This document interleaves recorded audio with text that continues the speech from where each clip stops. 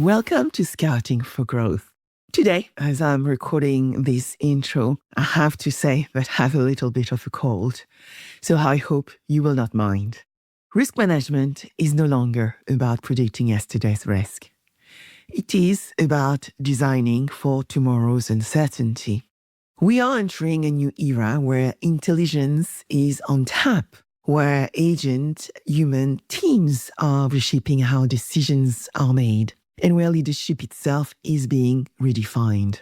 This is the age of the frontier firm. Organizations build not just to manage risk, but to continuously adapt, learn, and act in real time. And today, I'm delighted to explore this frontier with someone who sits exactly where the future of risk is being imagined, funded, and built. My guest is Florian Graillot, founding partner at Astorya VC, one of Europe's most influential early-stage venture capital firm, focusing on risk, regulation, and technology-driven transformation. Florian works with founders at the very beginning of their journey when business models are still fluid, operating models are being invented, and the real question is not how to optimize legacy systems, but how to redesign risk management from the ground up.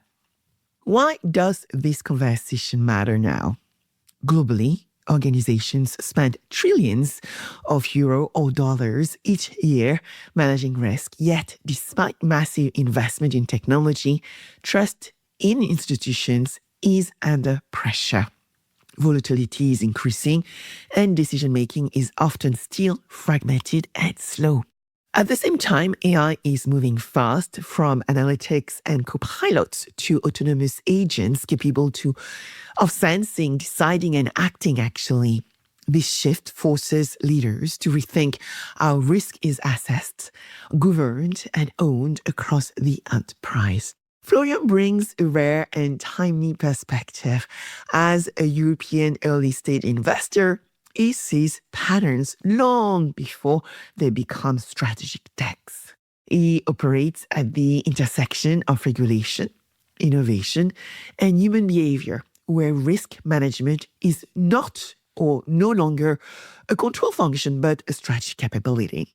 In this very episode, we will explore what the frontier firm means for the future of risk management, why Europe may have a structural advantage indeed in building AI-native, trust-driven models like we talked about in the previous discussion, how agent human teams could transform decision-making, accountability, and resilience, and what organizations must stop doing and start redesigning over the next 3 to 5 years. This isn't a conversation about tools or buzzwords. It is more about fear, ambition, and trust, or the human emotions that shape every major decisions around risk today. I am Sabine VanderLinden, and this is Scouting for Growth. Let's step into the frontier and rethink how risk is truly managed.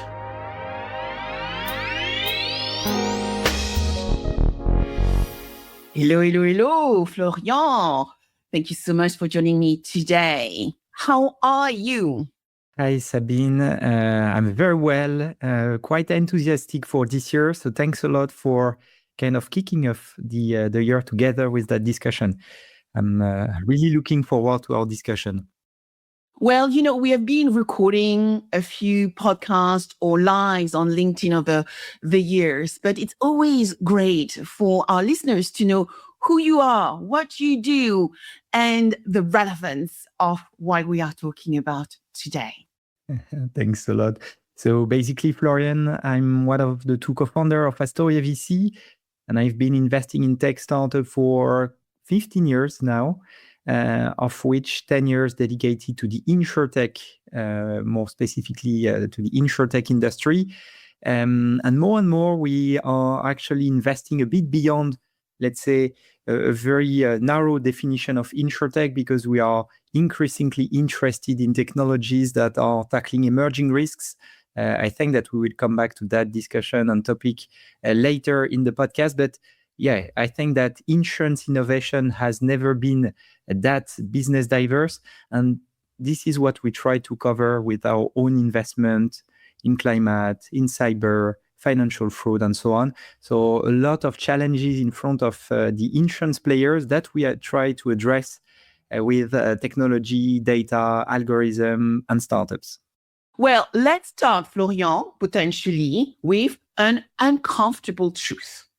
You are an early stage investor, and I've been really fortunate to engage with you, be on some of your calls as well, and really understand your thesis. But as an early stage investor sitting at the edge of innovation, what part of today's insurance operating model, right, do incumbents most underestimate?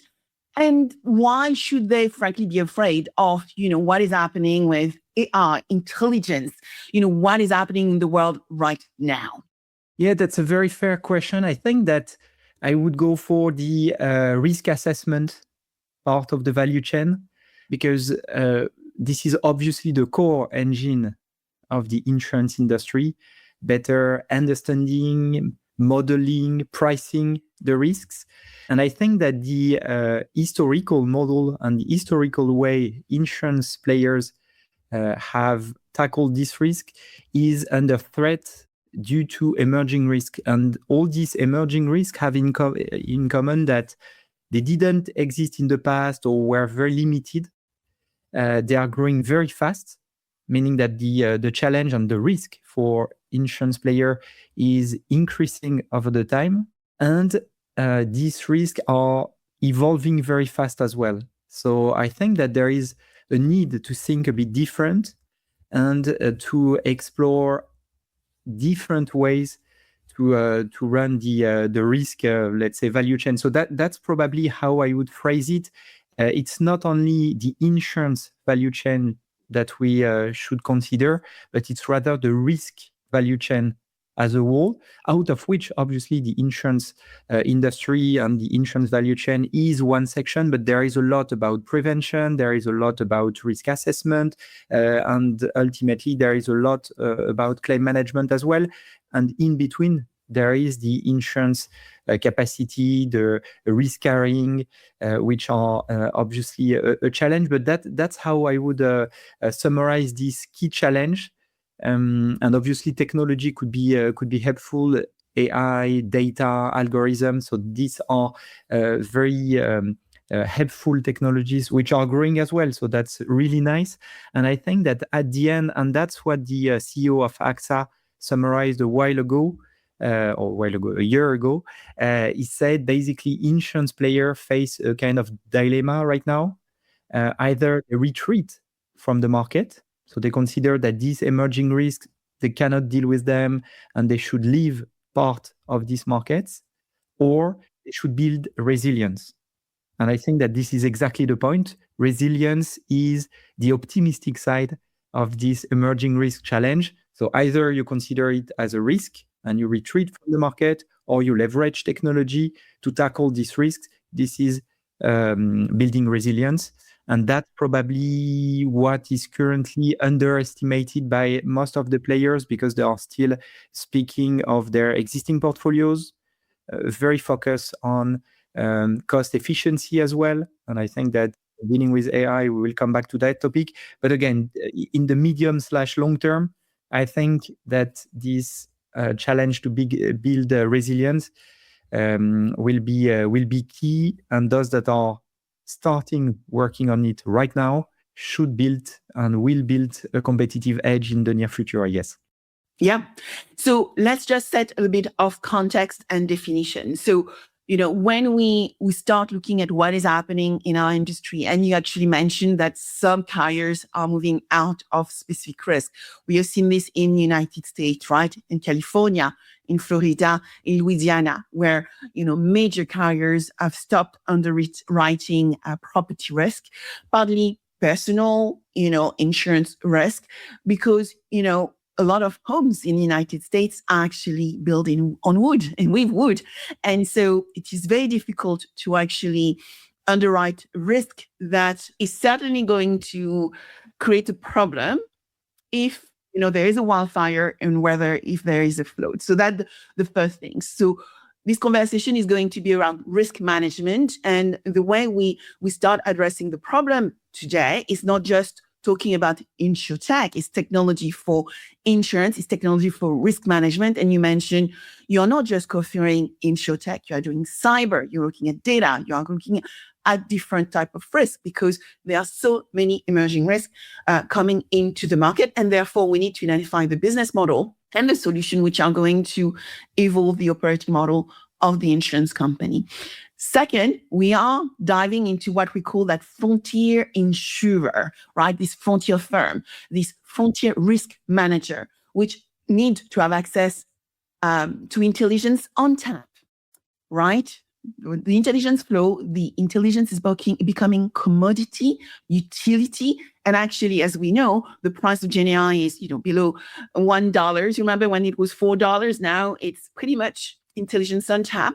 And it would be great to understand what that means. But also, us humans are going to be working in collaboration with technology, with agents we understand at the business level, which means all of us are going to become agent bosses or agent manager. So you see hundreds of founders and technology before even the markets see it. So what are the quiet signals or the quiet signal you are seeing right now in Europe that tells you insurance or risk manager is still going and heading towards something which is really, really different from what we have seen before, right? And they need to consider what they are doing in a very unique and very different ways. Yeah, I think that first of all, I like this word, the frontier company, because I believe that, and that's probably back to this challenge around emerging risk, building resilience, but it's not only a matter of being very focused only on insurance-related things, but have a broader view. And I think it's also related to the way insurance innovation has evolved, where it was a lot about insurance first and insurance only players. But right now, thanks to AI, for instance, there are plenty of adjacent players that could pick part of the insurance value chain, that could challenge several sections of the value chain. So I think that the weak signal is startup or tech companies that are trying to build something around AI, because maybe to put some figures on that trend, last year in Europe only, there were a third of all insurtech rounds announced, which were AI first companies. So startup not only leveraging AI somewhere in their processes, because I guess that everyone is leveraging AI somewhere in the process, but those that are built on AI or that are leveraging artificial intelligence to deliver their value added, their promise, and to address the pain point that they claim they would. So I think that this is the first point to have in mind. A third of all insurtech are AI first. In that environment, almost half of the startups are claiming that they do AI in insurance without any very specific value proposition. They say, okay, let's build together something that will deliver value, obviously as soon as possible. But I think that this is a bit different from the previous tech waves. Because, and again, as I mentioned at the very beginning, I've been investing in insurtech for 10 years. So we came across several tech waves previously. I think that with AI, it's a bit different. Obviously, incumbents have the usual go-to-market strategy, which is to build things internally. So in the make or buy dilemma, in every tech wave, they are often, let's say, embracing make faster and in the short term usually. So this is not different with AI. But I think that with AI, what is different is that first, all of them have initiated some AI projects, have embraced AI somewhere in their roadmaps. And obviously, they are doing several things, probably too many things at the same time. But again, they believe that this is a different technology that will have a dramatic impact on their business. So they are exploring a lot. So that's the first difference from the previous waves.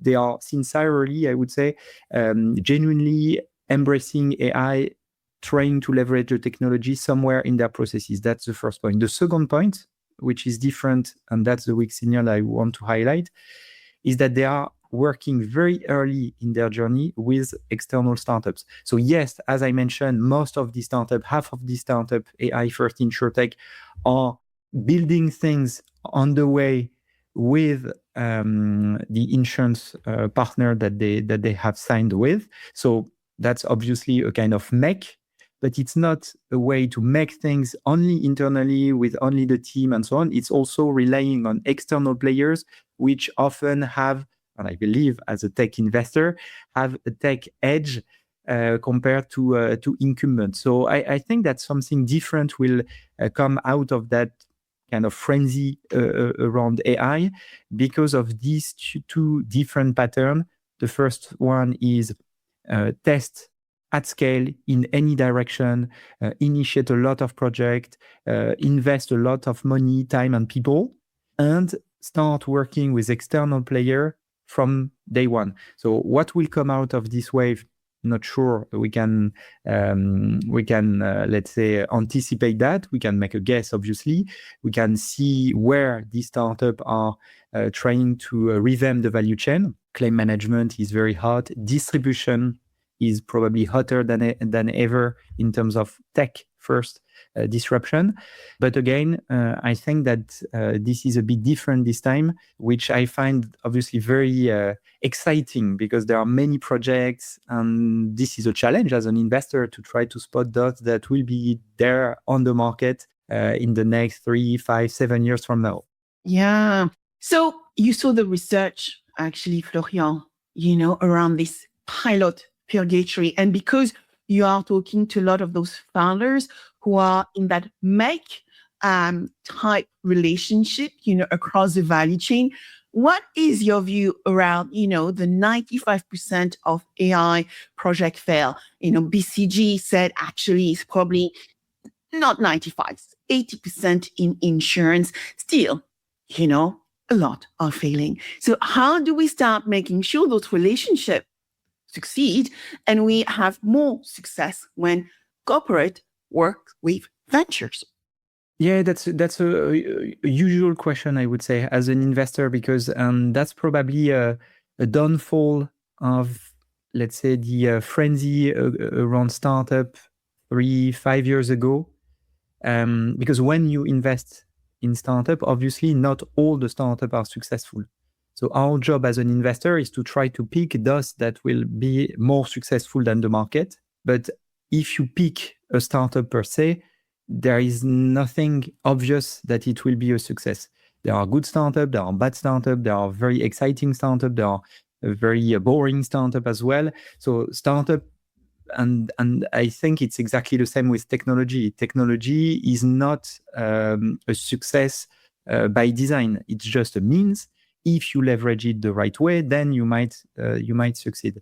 So I think that to get the most of these technologies, you need to have, let's say, an open mindset. And I think that this is the reason why there are so many failure in the process, in the project that were initiated. So, and first of all, as I said before, I think it's really promising for the insurance industry that there are so many projects initiated right now.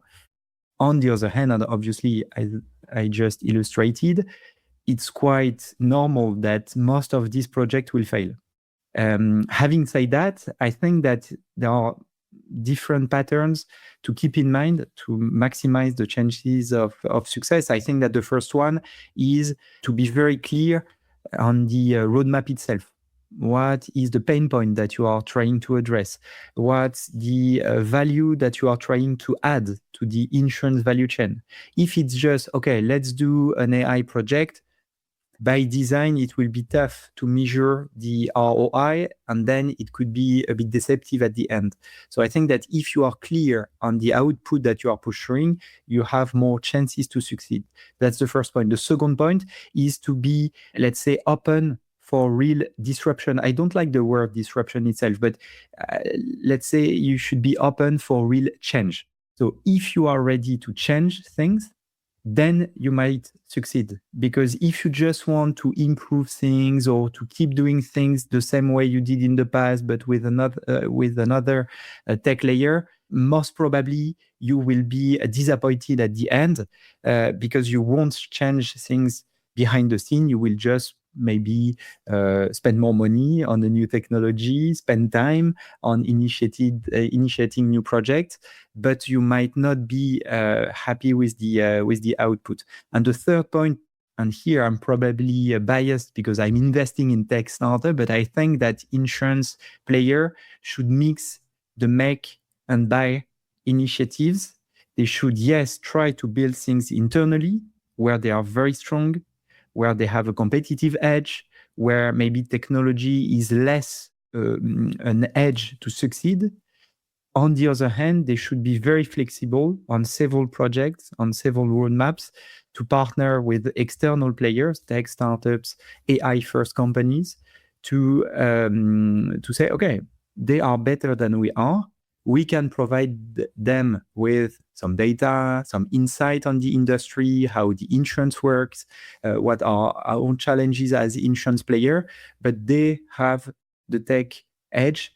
And by leveraging their technology, we know that we will tackle the problem in a better way than if we were doing it fully internally. So have the flexibility of spotting projects that should be, let's say, addressed internally, and thus where partnering with external players should add more value to the project itself. So these are several patterns which I believe could be an edge against this 95% of failure in project, though, and once again, I expect many of the projects on the market right now to fail in the future. And that's even a question I have for most of these startups I referred to before in the discussion, thus doing AI in insurance, building the solution and the project together with their insurance customer, as they don't, let's say, highlight a pain point that they are addressing or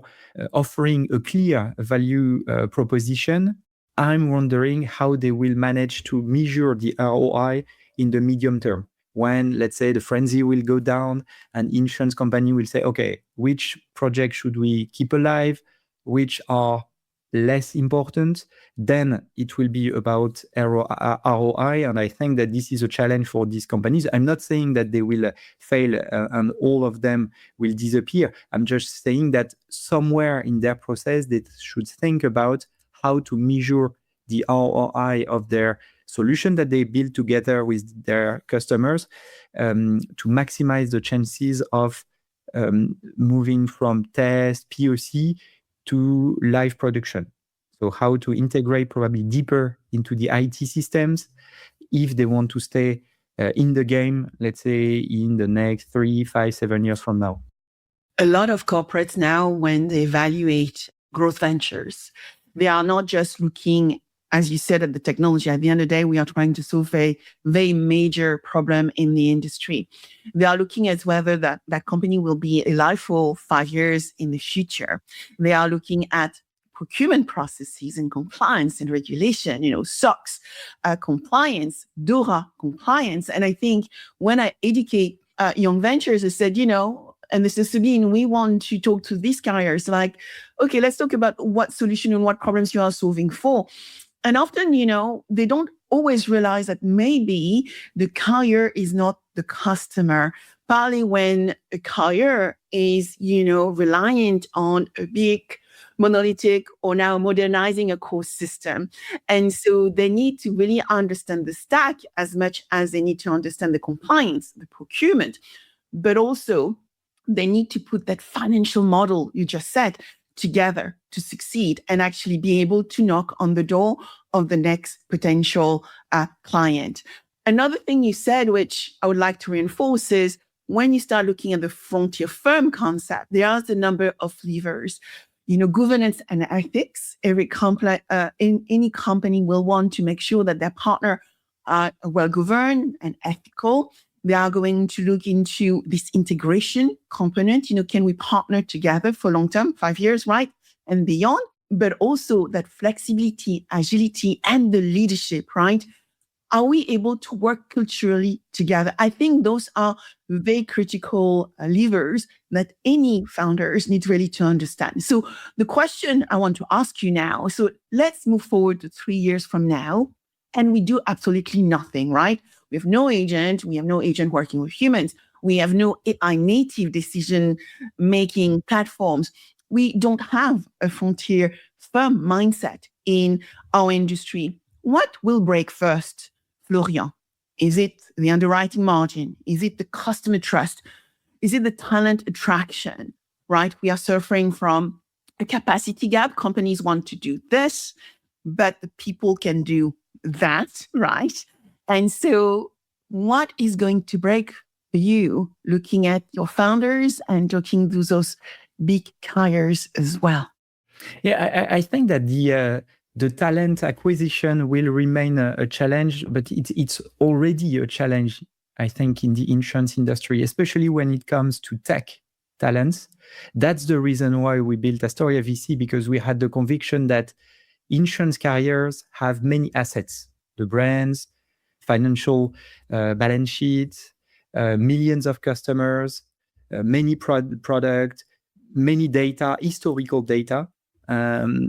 But when it comes to attracting tech talents, I think that this remains a challenge for them, and not only to attract these tech talents, but also to keep these tech talents.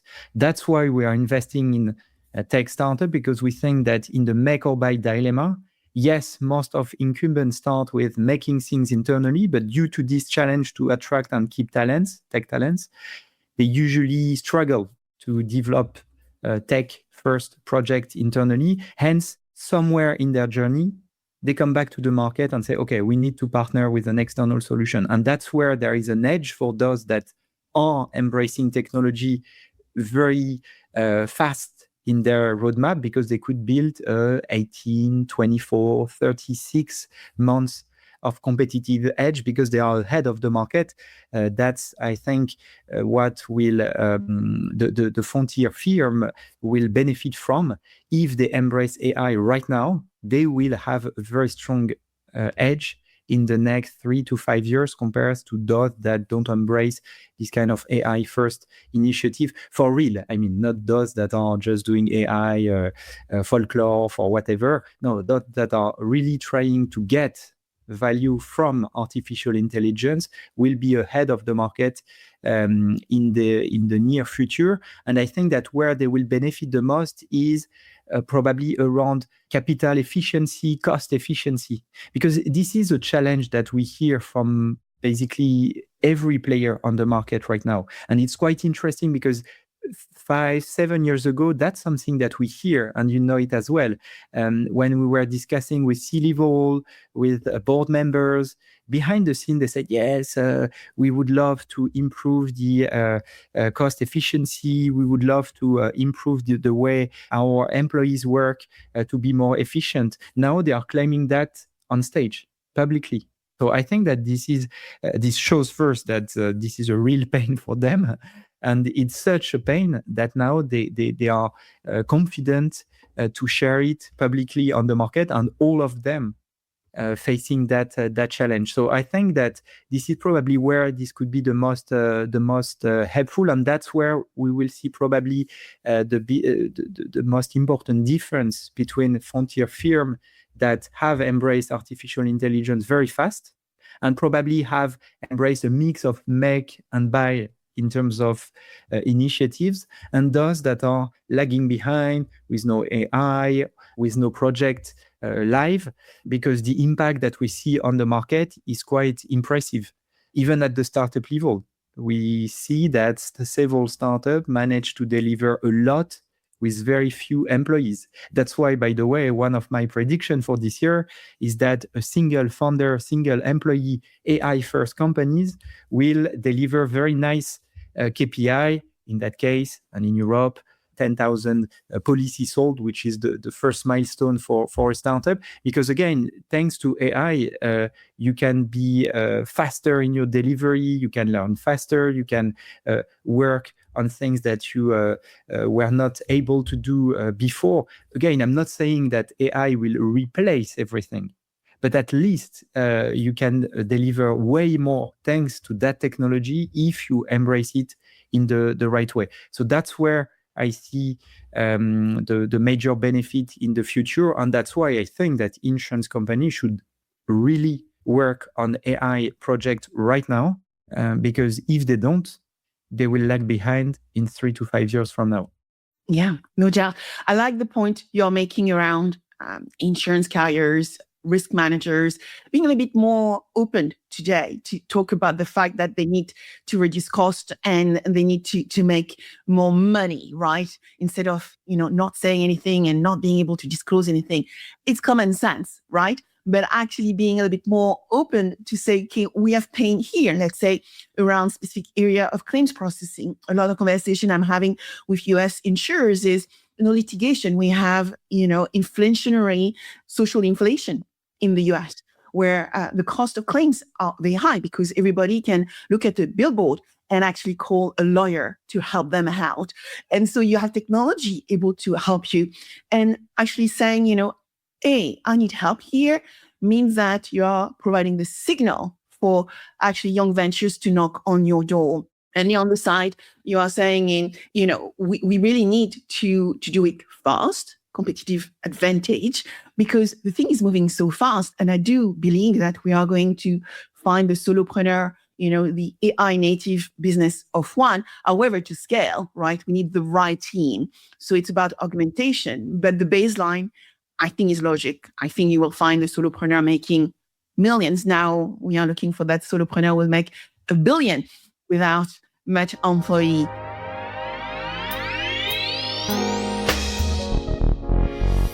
I would like to move now into much more ambitions and, driving new possibility in our industry. How do we start building those frontier companies, those frontier firms, and what that means for Europe? Because we have unique edge.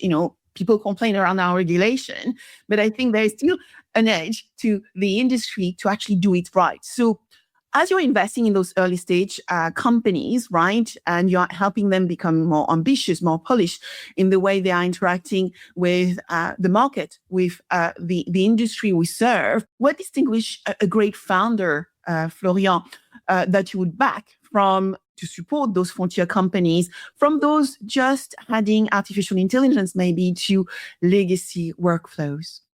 Yeah, I think that the first point and criteria to me is the tech background of the founders. I mean, when it comes to tech first companies, and that's the case obviously with artificial intelligence, you need to have a background in that space. So either you studied this matter or you worked in that space in the past. Again, I'm not saying that the stronger you are with the technology, the better the company is. That's not what I'm saying. But if you claim you are developing an AI first startup, you need to have one founder at least with a relevant background in that space around data, around algorithm, a bit of tech per se to deal with big corporates.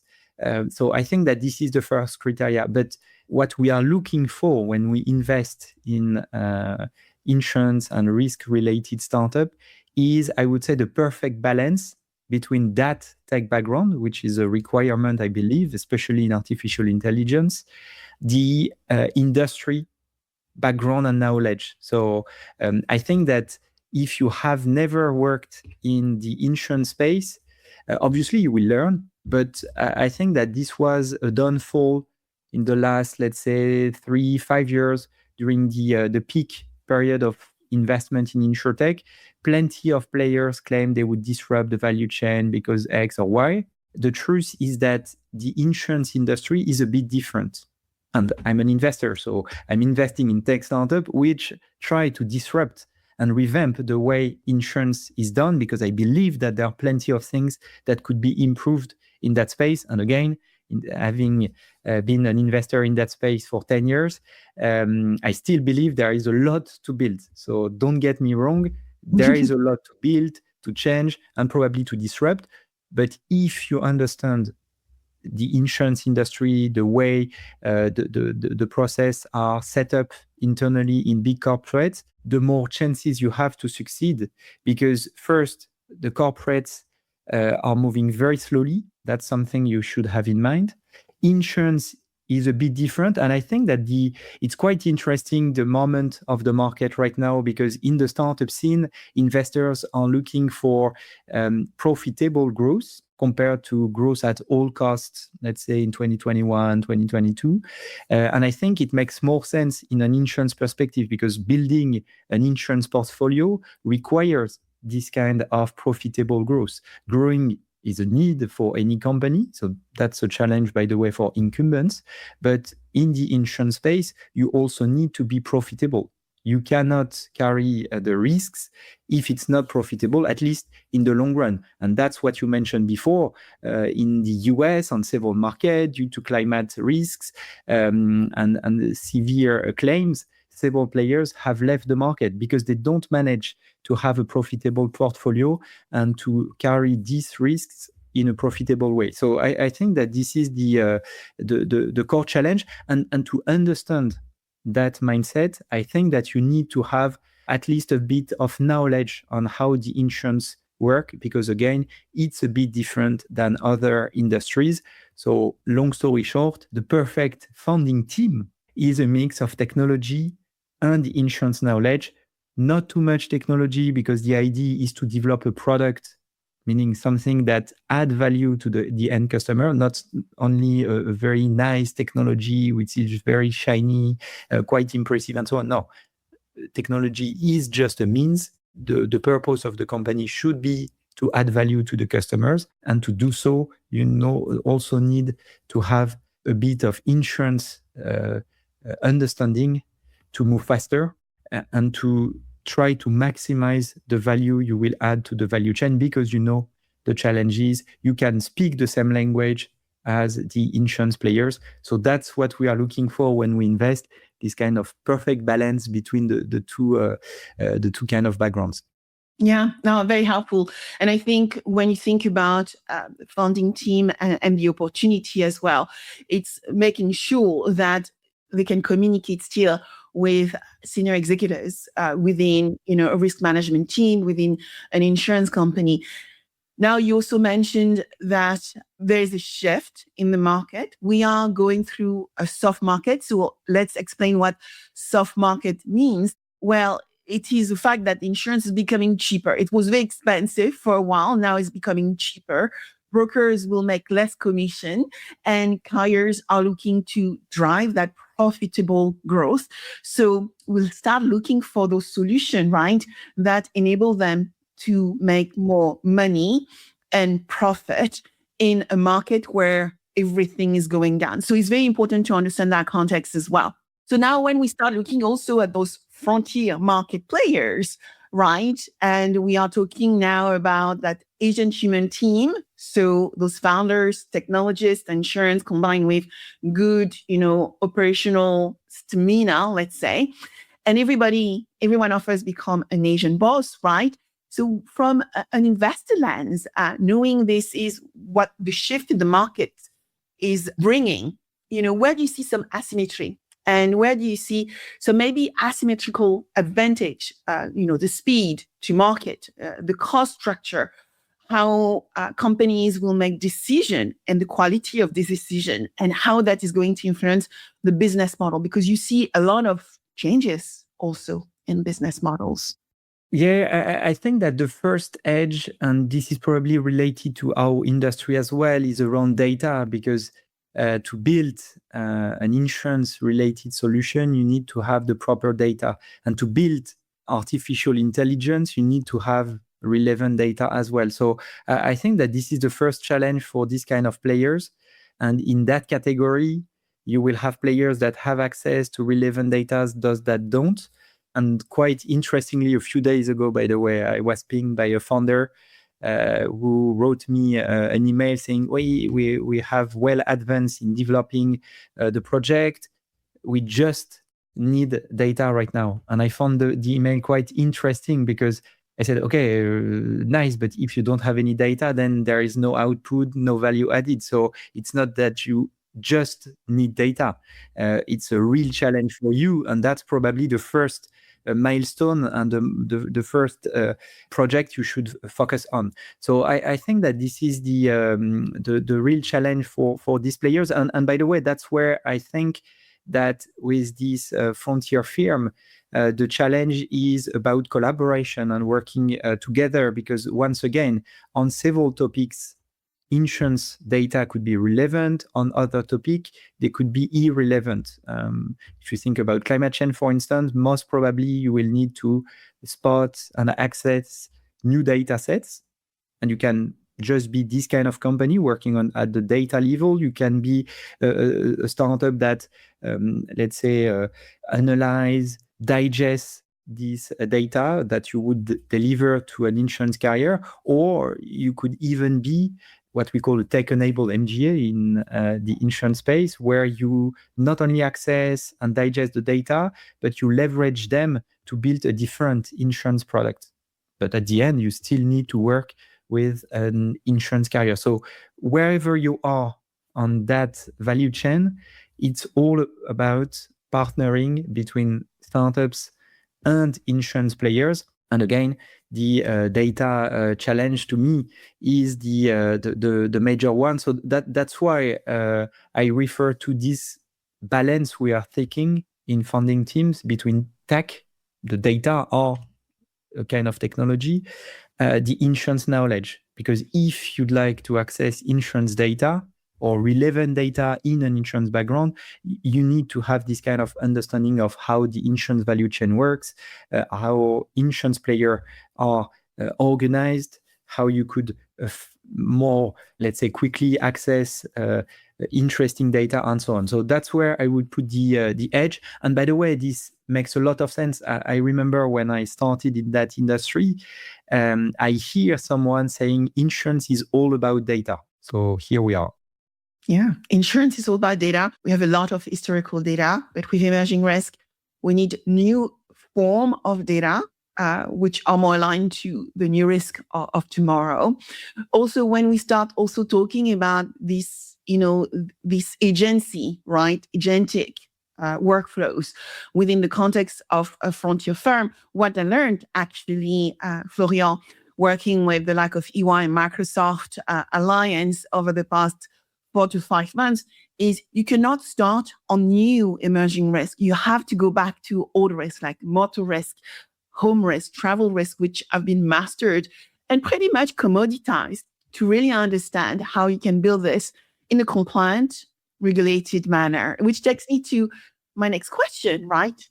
Our industry within Europe and Europe itself is considered sometimes, and we've seen it in the articles, too cautious when you start looking at AI innovation compared to the United States and maybe also Australia. Recently, I was reading an article around agentic commerce and agentic payment.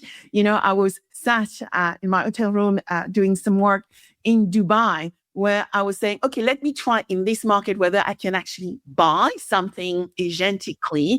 I could not, right? And so I wonder your view when we start looking at our regulation here in Europe, when we start looking at risk management, insurance, any regulated industry, is it fair for us to be that cautious? Are we missing on driving an unfair advantage when we start looking at building AI native, trust-based platform, or actually it is the right approach?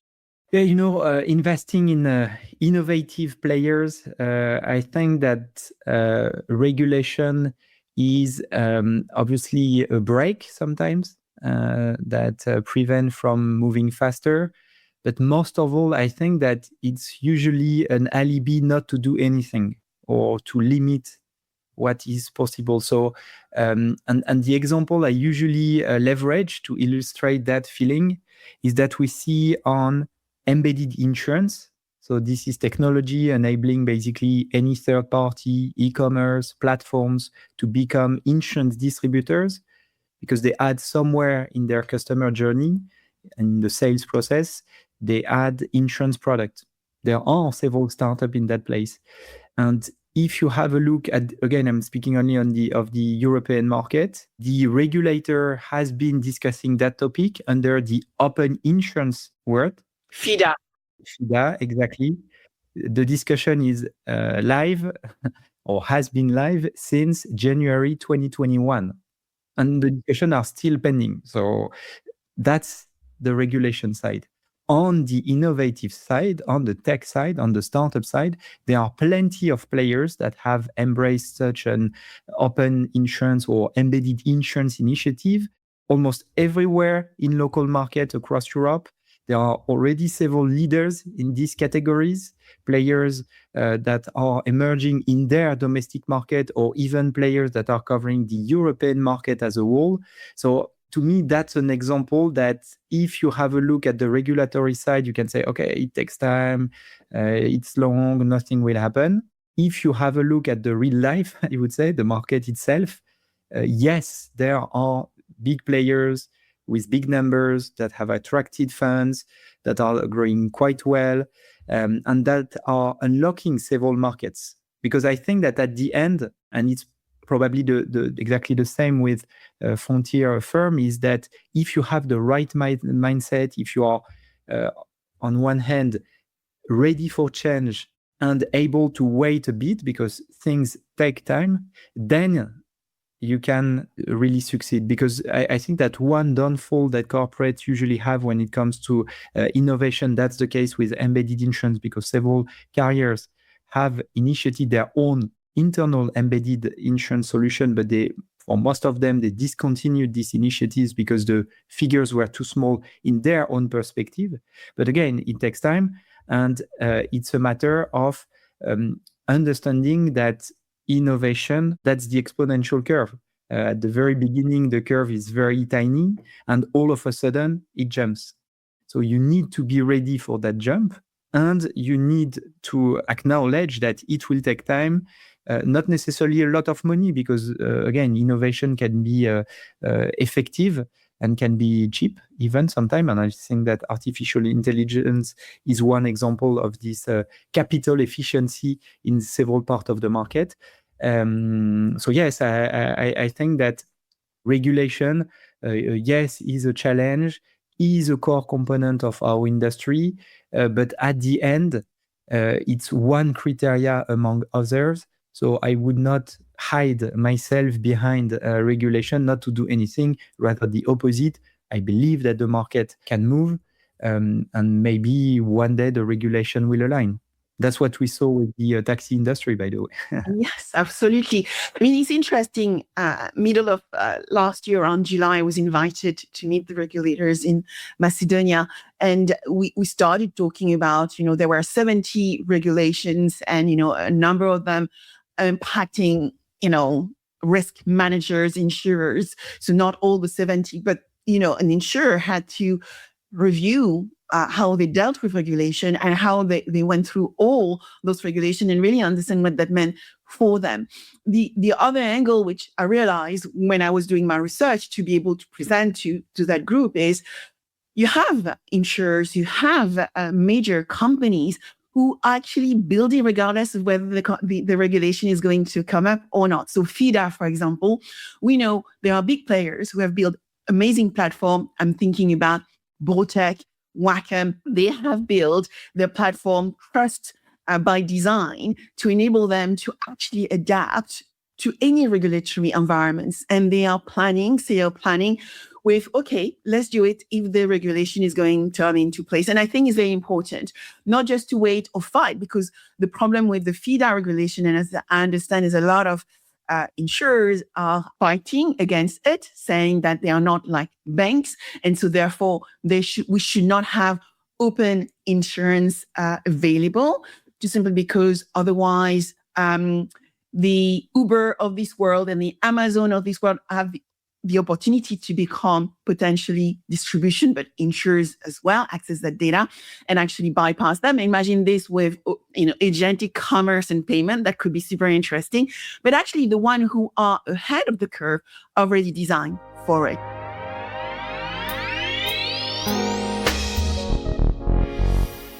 So let's talk about trust, right? This is about emotional currency for the customer. They are expecting that we are going to be there at the moment where they need us the most. So in a world where AI agents are going potentially to make a decision alongside humans, how does trust get earned today? How do we make sure that the customer, the regulator, the employee feel that we consider them when we make decisions? Yeah, I think that trust is a very interesting and intriguing challenge in the insurance space, because insurance carriers usually refer to their brand as an asset, a competitive edge, and a way to build trust. But on the other hand, and in the recent past, when we experienced M&A deal in the market, we saw that brand disappeared. I can remember of a big players in France that was acquired by another one. The brand changed as soon as the acquisition was validated by the regulator. So I think it's a real asset. The brand is a real asset. But on the other hand, I'm wondering how much the incumbent can rely on this asset only, because once again, when they merge, one brand disappears. So that's the first things that pop in my mind when we speak about trust, is the challenge and the dilemma around the brand itself.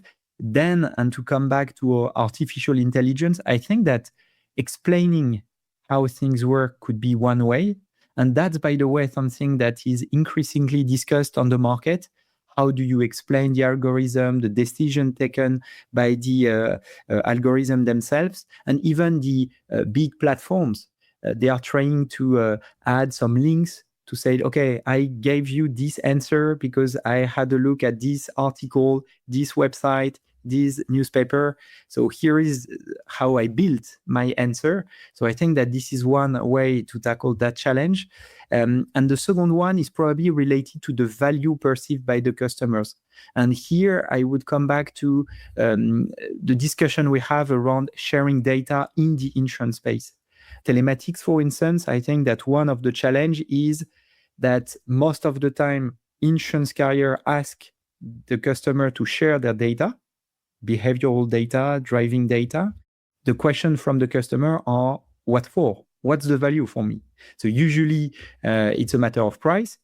I'm fine sharing my data if the insurance policy is cheaper, but sometimes it's not the case. So all of a sudden, the value proposition and the value perceived by the end customer is a bit different. Hence, okay, I'm not fine with sharing my data if I don't get any output and value added. So I think that another way beyond explainability, another way to build trust in the AI environment is also being very clear on the value added for the end user or the end customer, the partner, the employee, whoever it is. Because in that case, I think it's a deal. Yes, I leverage this technology or leverage that service, but in exchange, I have access to this value added. Yeah. If you were advising, one of the top European insurers board, and you have worked for one we really well know, what is one belief would you challenge more aggressively for them to be prepared for that frontier transformation?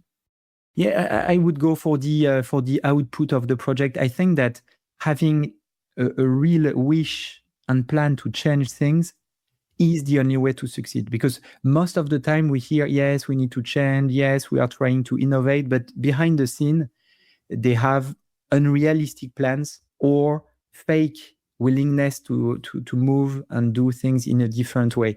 Again, back to the internal project we discussed on embedded insurance, for instance. I remember of a huge reinsurance carrier that had launched its own embedded insurance solution. When they discontinued the project, they claimed that it was too small, though it was over 1 billion euros of policy as far as they were disclosed publicly. So yes, at the scale of that corporate, 1 billion euros of premium was small. But on the other hand, for a 5, 6, 7 years old project, 1 billion euros of premium was massive. So I think it's a matter of expectation and willingness to deliver real change. And that's where we challenge board members when we have discussion with them and when we work on innovation with them, either investing or collaborating with a startup, is that, okay, what's the time frame that you have in mind? What are the figures that you expect from that project?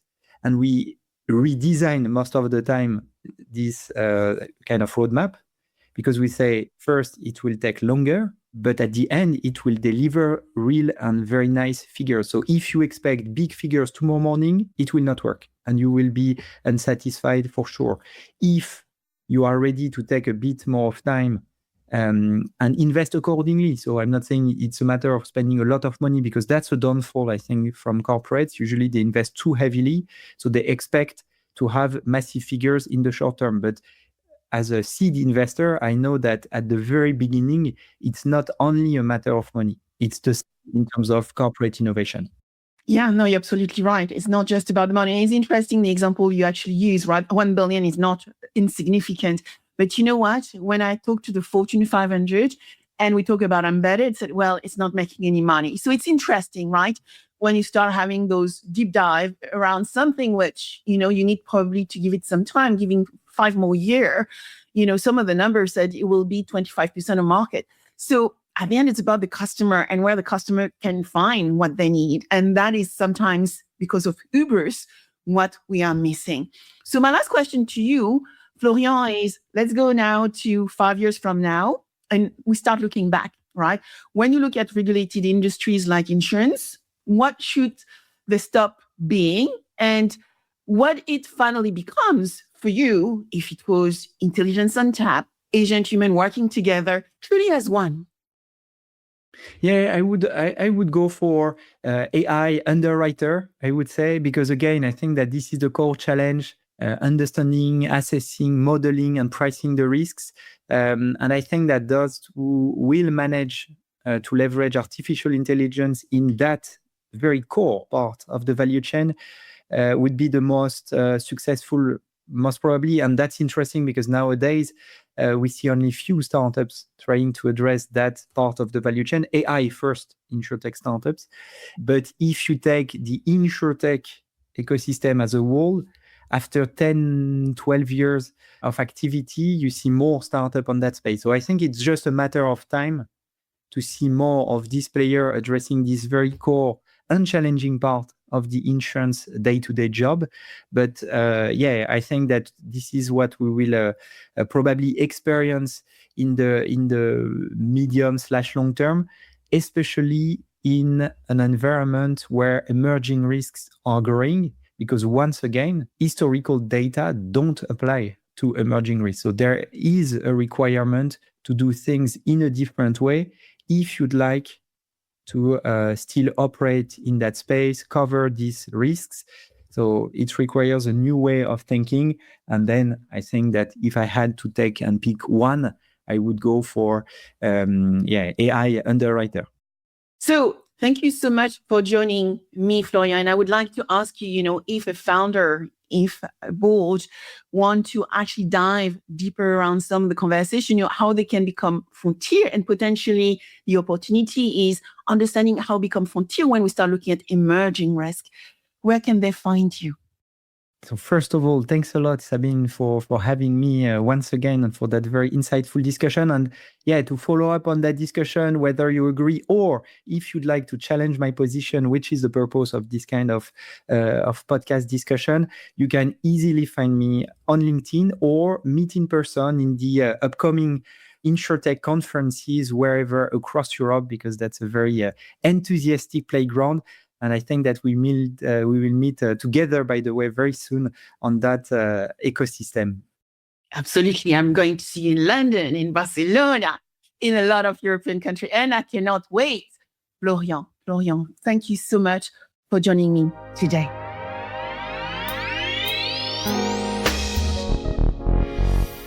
Before we wrap up, let's pause for a moment. What this conversation with Florian makes clear is that the future of risk management isn't something we will inherit. It is something we actively design. We are moving beyond static models and historical assumptions into a world where intelligence is continuous, where humans and agents work side by side, and where leadership is measured not by control, but by clarity and trust. This is the frontier firm in action, adaptive, resilient, and profoundly human. The real question isn't whether this shift will happen. As you all know, it is happening already. So the question is about who will lead it. Will risk remain a defensive function, or will it become a strategic capability that enables growth, confidence, and smarter decisions? Will organizations wait for certainty or build the muscles to operate intelligently in uncertainty? Because in the end, technology doesn't remove risk. It actually reveals our choices. If today's conversation sparked new questions, challenged old assumptions, or gave you a glimpse of what is possible, I invite you to keep exploring. Share this episode with a colleague, continue the conversation, and most importantly, ask yourself, what would a frontier firm look like in my organization? If you like the discussion, make sure to subscribe and DM me on LinkedIn to let me know what you most liked or would like me to dive into next. This year is in full motion, right? I want to unpack what it looks like operationally to become a frontier market player, able to drive intelligence on tap, agent human teams with agent bosses. So please leave a 5-star rating. Your rating and comments are so valuable. I'm Sabine VanderLinden. This is Scouting for Growth, where we don't just talk about the future, we design for it with you. Until next time, stay curious, stay bold, and keep scouting the frontier.